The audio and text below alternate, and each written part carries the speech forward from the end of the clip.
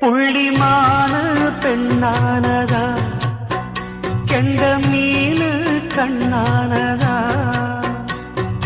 பூ முடிச்சு பொட்டு வச்சு புன்னகையில் தேன் தெளிச்சு பக்கம் ஒரு சொர்க்கம் வருதா.